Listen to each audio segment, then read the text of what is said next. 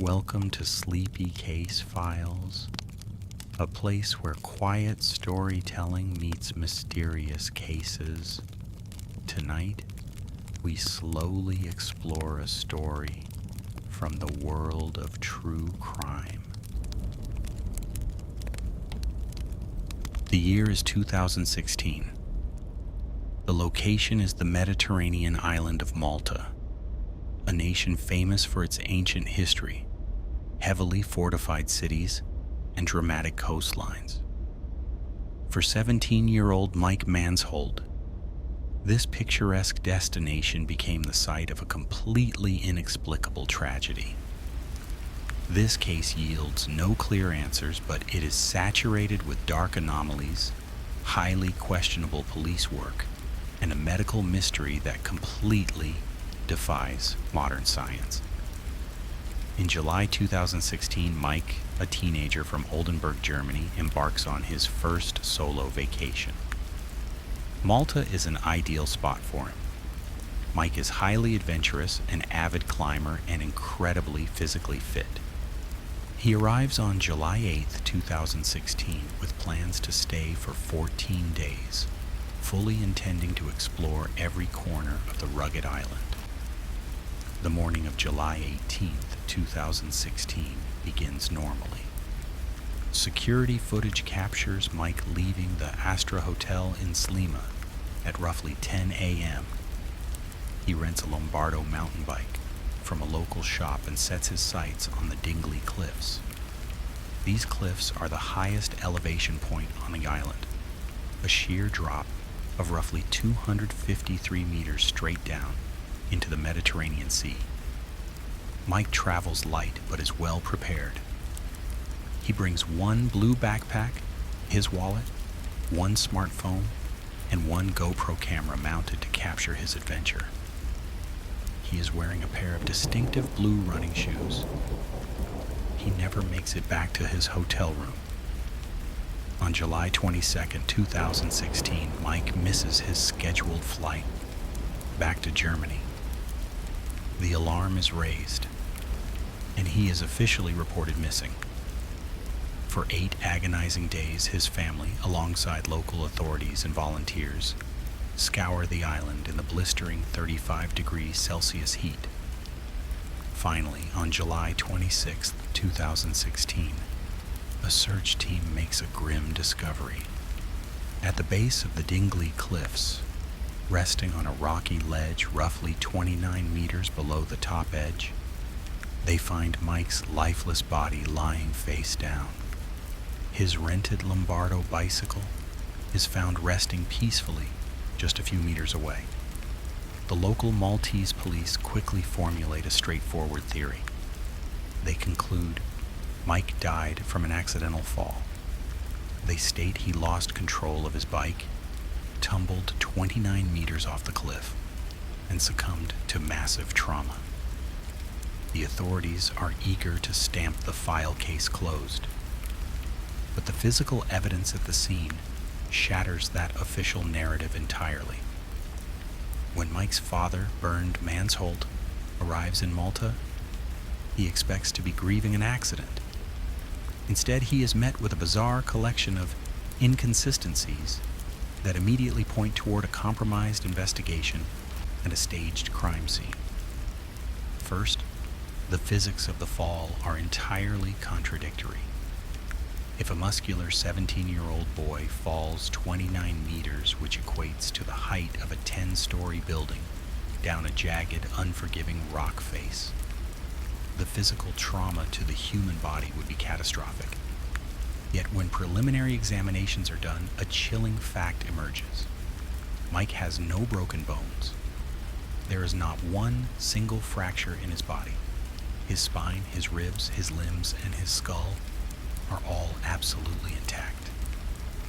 Surviving a 29-meter fall onto solid limestone without a single broken bone is a statistical impossibility.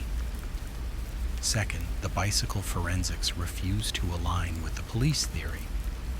If the bike plummeted over the cliff edge with him, it should be mangled, twisted, and bent beyond recognition. Instead, the damage to the Lombardo mountain bike is incredibly minimal.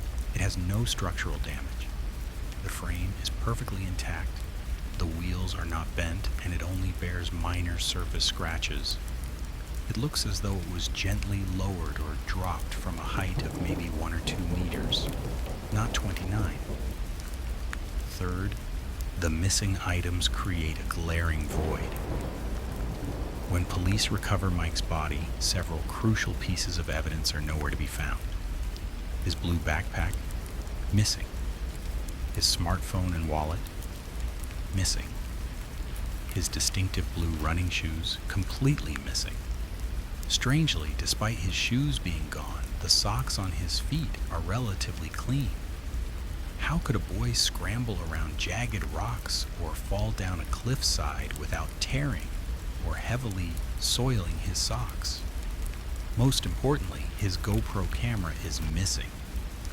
This device would have held the final video footage of his life, mapping his exact route and showing anyone who might have been with him. The scene does not look like a tragic, violent accident. It looks like a carefully staged environment where someone placed the body and the bike after the fact. Determined to find the truth, Bernd Mansholt arranges to have his son's body flown back to Germany for a second autopsy at the Hanover Medical School. The family needs forensic answers that make sense. What the German pathologists uncover is unprecedented in modern forensic history. When Mike's body arrives in Germany, the medical examiners are immediately alarmed by its weight. The body weighs a mere 32 kilograms. For a fit, athletic 17-year-old, this extreme loss of mass cannot be explained by 8 days of decomposition alone. The pathologists open the body and discover a horrifying reality. Almost all of Mike's internal organs are completely missing from his chest and abdominal cavities. His brain, heart, lungs, liver, pancreas, stomach, and small intestine are entirely gone. The only organs left inside his body are his left kidney, diaphragm, spleen, and his large intestine. How does a boy fall off a cliff and lose over 80% of his vital organs? Bernd Mansholt immediately demands answers from the Maltese authorities. The official response from the Maltese forensic expert Mario Seri is absolutely baffling. Seri officially claims that Mike's brain had liquefied due to the extreme summer heat and that the missing internal organs had been consumed by rodents and natural scavengers during the 8 days the body laid at the bottom of the cliff. The German medical experts immediately and aggressively reject this theory. They examine the body meticulously under magnification and find no evidence of animal interference. There is not one single scratch, bite, or gnaw mark from a scavenger anywhere on the tissue or bone. Furthermore, if a human brain liquefies from heat, it leaves behind a highly specific, viscous organic fluid and residue inside the cranial cavity. The German experts find the inside of Mike's skull to be completely dry and wiped clean. The organs were not eaten by animals. They were surgically or intentionally removed. In a traditional homicide investigation, detectives look at means, motive, and opportunity. But in the case of Mike Mansholt, the investigation itself becomes the primary suspect, and the absence of explicitly named civilian suspects forces investigators to look at much darker systemic possibilities. Instead of clear suspects, investigators are left with a web of deeply disturbing scenarios. The most immediate assumption is a violent robbery. Mike was riding a rented mountain bike on remote, elevated trails. It is highly plausible he was ambushed by thieves who wanted his backpack, smartphone, cash, and GoPro camera.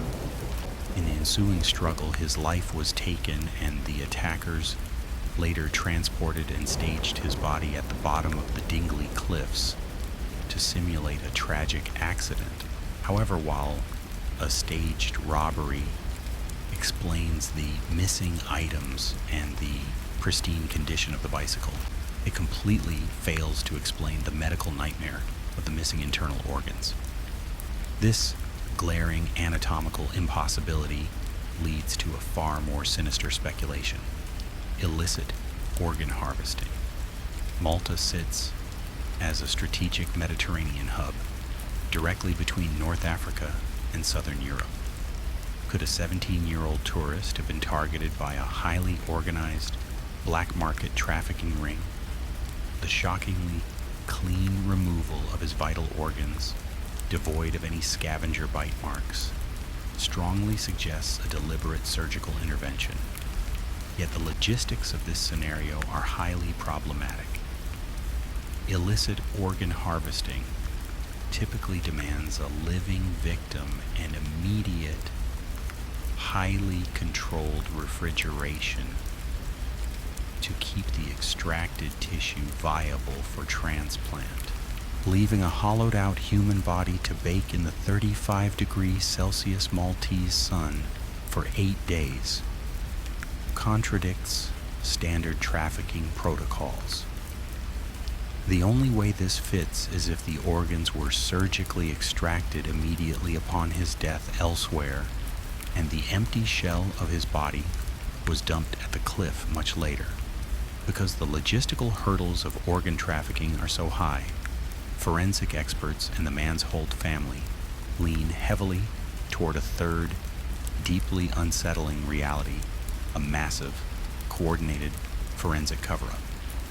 Did the Maltese medical examiner remove the organs during the first autopsy for standard toxicology testing, realize a massive procedural mistake had been made, and simply dispose of them to hide the true cause of death?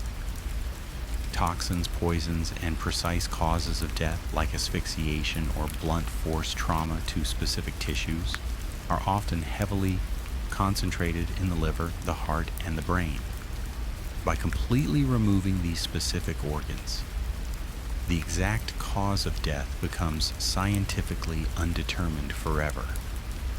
The behavior of the local police heavily reinforces this suspicion of a cover-up. Bernd Mansholt repeatedly pressed the lead police investigator about the missing GoPro, knowing it held the key to his son's final moments. At one point, the investigator confidently claimed the GoPro had finally been found at the scene. But when he handed the camera over to the grieving father, Bernd immediately saw it was an antiquated Canon digital camera, not a modern GoPro. It was a blatant, clumsy evidence switch. Despite immense diplomatic pressure from the German government and Bernd Mansholt offering a €10,000 reward for information, the Maltese authorities refused to budge. In 2018, the Maltese Attorney General officially stated that allegations of murder found no reasonable basis in fact. The official judicial stance remains that Mike probably died from a fall, a ruling completely divorced from the physical reality of no broken bones and missing vital organs. The criminal investigation was officially closed, briefly reopened in 2018 due to public outcry, and then shut down again, permanently locked behind a bureaucratic wall of official silence. Maltese authorities eventually issued a death certificate listing the cause of death as undetermined. To this day, no arrests have been made.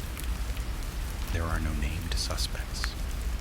The individuals who took Mike's life, the people who staged his body, and the medical personnel who mutilated his remains are entirely free.